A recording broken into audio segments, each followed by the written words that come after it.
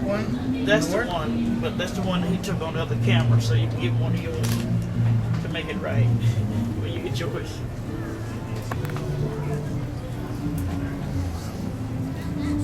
Wow, beautiful. So, you're a highway artist. Yes. That means you get to travel the state of Florida. Yes. Tell us a little more about what a highway artist is. Actually, it's a body of. You're gonna have to edit this when you find me bloody fumbling. But anyway, it was a body of predominantly black artists. It was black artists that went throughout the state of Florida to make a living with this. Most of them, I didn't. They picked fruit and stuff, and then down the line, then they found out that they could paint. And most of them left the Grove and started painting from then on. And we were out on the highway to and fro from one city to the other. We were not considered gallery material. We were considered just a bunch of nobodies. Mm-hmm. And so we couldn't put stuff in the galleries. But then they took, and we did like this. So then after later down the line, when these gentlemen, I don't have to call names to it, okay. But when they decided to, they looked into it and decided the part is part of history. So we're actually historical of the state of Florida. Beautiful. We put in the Hall of Fame. Aaron Winter and some of the others, they got us in the Hall of Fame. We were recognized ever since Florida Highwaymen. And it was back in the days when things was rough and a lot of prejudice, a lot of this, a lot of that we don't like to talk about now. That's right. But history is history, and you can't escape the past and get to the future. Sounds like these people overcame some of that stuff. We did. Who did start in the 30s? Is that when the Highwaymen started? In the 50s? So basically the ones of us, somebody started before 50, back in the 50s. All of us were sort of stretched out by then. And then did it originate in the artist community? Most of us originated in Fort Pierce. There was some Howard Lewis was up around Cocoa and Wells and Lewis is from the Cocoa area, and Robert Butler from Okeechobee area. Now he's in Lake London. And it was just a body of us that was predominantly in Fort Pierce. That was one or two in different. Well, it captured a part of Florida. Yes. In some ways, maybe lost. But it is now. Yeah. You won't see most of this stuff now, so we painting from the back of our minds and whatever, bringing back the past. A lot of places now you might see on here, but there's maybe condominiums sitting there now. Yeah, unfortunately. It's taken a lot away.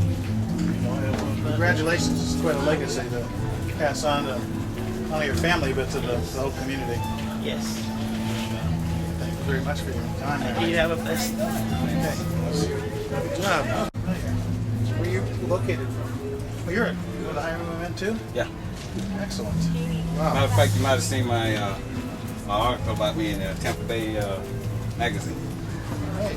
Well, she told us a little bit from her standpoint what it was about. Can you tell us a little bit about what the Highwaymen, the origination, how that worked? Well, it started out with a couple of guys being introduced to a well-known artist by the art teacher, and he taught them to paint, and they started out in their backyards or the mother's yard, houses, just painting. Their friends would drop by and get interested in what they were doing and try their hand at it, and it involves another 20-some people, close to 20 or 30 people, teaching themselves how to paint. And it got to the point where it was better money in it than going to the groves, or back in those days, all we had was the groves or the fields. So it was better money in that than going to the groves. So an artist. We were going in businesses with our paintings that we weren't supposed to be in, that didn't serve us, but yet we would go in there and be able to sell them a painting. And I think what it was is, and like I said, in my opinion, I believe that it was they set their feelings aside because they saw that something was positive. They saw something positive coming from a black person. Yeah, when they see the beauty of the picture, even though they may be racist, they love their country. All right. So you're getting ready to tell a story about Yeah, there was a time when Al Black and I was, like I was saying, it was back in the era where blacks had to go, they couldn't go in the restaurants. If they did serve blacks, we were served out of a window on the side or in the back. Well, we went into an establishment, Al Black and I, we was selling paintings. And your paintings of the sceneries, of the landscape of the the Florida surrounding area? landscapes, some surrounding area, yeah. And the guy come out, when we walked in, we were talking to his receptionist, and he come out and he said, "You hens, get that junk out of here." And I turned and we're going out the door. I'm ready to go, man. I'm 17 years old. I can sprint back to the car. So, but Al started talking to this guy. We wound up selling him 7 paintings. He turned his heart. Yep, turned his heart. And that's what the whole concept is about. But Al could sell a drowning man against air. He was a good salesman, and he was the best. But back in that era, we didn't see a whole lot, because, and it's my thinking that it was because they saw a positive side of us. It wasn't all bad, or it wasn't that we all picked fruit. People like to put you in a box. Oh, yeah. Say, this is what you do, and then you try to break out of it. There's a little resistance. Even when they wrote the book about us, they portrayed us as a bunch of drunks and that didn't want to do work in the fields. We had take Alfred Hare for instance. He was the best. What was his name? Alfred Hare. He was the leader. Okay. He was the best businessman out of the whole group. So you just don't pick up business by counting fruit, Let's see what's his name. R.L. Lewis. He was an art teacher for 25 years. Willie Regan, he was an art teacher for 25 years. These people went to college. Willie Regan went to Florida A&M University. And so we weren't all just drunks.